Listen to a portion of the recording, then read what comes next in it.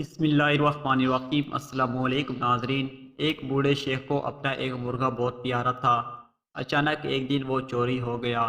اس نے اپنے نوکر چاکر بھگائے، پورا قبیلہ چھان مارا، مگر مرغا نہیں ملا۔ ملازموں نے کہا کہ مرغے کو کوئی جانور کھا گیا ہوگا۔ بوڑھے شیخ نے مرغے کے پر اور کھال ڈھونڈنے کا حکم دیا۔ ملازم حیران ہو کر ڈھونڈنے نکل پڑے، مگر بے سود۔ شیخ نے ایک اونٹ ذبح کیا اور پورے قبیلے کی آمدنی کی دعوت کر ڈالی۔ جب وہ کھانے سے فارغ ہوئے تو شیخ نے ان سے اپنا مرغا گم ہونے کے بارے میں ذکر کیا اور ان سے ڈھونڈنے میں مدد کی درخواست کی۔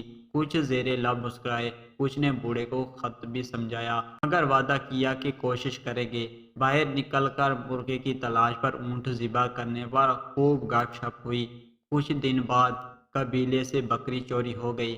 غریب آدمی کی تھی، وہ ڈھونڈ ڈھونڈ کر خاموش ہو گیا۔ شیخ کے علم میں جب یہ بات آئی تو اس نے پھر ایک اونٹ ذبح کیا اور دعوت کر ڈالی۔ جب لوگ کھانے سے فارغ ہوئے تو اس نے پھر مرغے کے تلاش اور بکری کا قصہ چھیڑا اور قبیلے سے کہا کہ اس کا مرغا ڈھونڈ دے۔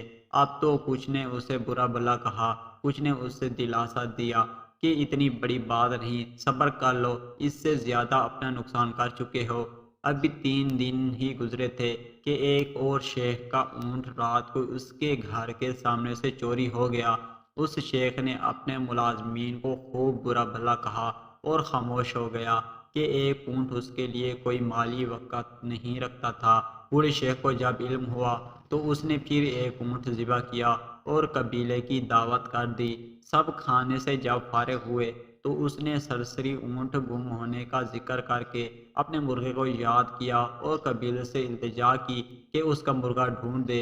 اب تو محفل میں خوب گرما گرمی ہو گئی اور بوڑھے سے کہا گیا، اب اگر دوبارہ اس نے مرغے سے متعلق کوئی بات کی تو پورا قبیلہ اس سے قطع تعلق کر لے گا۔ شیخ کے بیٹوں نے بھی باپ کی اس حرکت پر مہمانوں کو رخصت کرتے ہوئے معذرت خواہ رویہ اختیار کیا اور شرمندگی بھی ہوئی کہ ایک مرغے کے بدلے 3 اونٹ اور شرمندگی علیحدہ۔ یقیناً ان کا باپ اب سٹلیا گیا ہے۔ 15 روز گزرے تو قبیلے کی ایک لڑکی کنویں سے پانی بھرنے گئی اور پھر واپس نہ آئی۔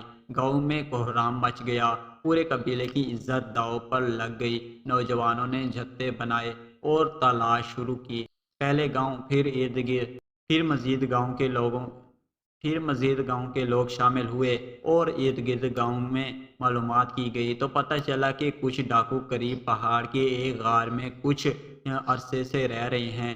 گاؤں کے لوگوں نے چھاپا مارا، وہاں لڑائی ہوئی، اموات ہوئے اور لڑکی برآمد کر لی گئی۔ لوگوں نے وہاں اونٹ، بکری اور مرغے کے باقیات بھی ڈھونڈ لیے۔ تب انہیں احساس ہوا کہ بوڑھا شیخ کس طوفان کے آنے کا انہیں عنایہ دے رہا تھا۔ اگر گاؤں کے لوگ مرغے پر ہی متوجہ ہو جاتے تو آبرو تک بات نہ پہنچتی۔ یہ اللہ کریم کی سنت ہے کہ وہ بڑی تکلیف سے پہلے چھوٹی تکلیف سے تنبیہ فرماتا ہے تاکہ اہل عقل سمجھ جائیں اور اپنے ملکیت ریوڑ پر توجہ دیں، اس سے قبل کہ اسے بھیڑیا نوچ لے۔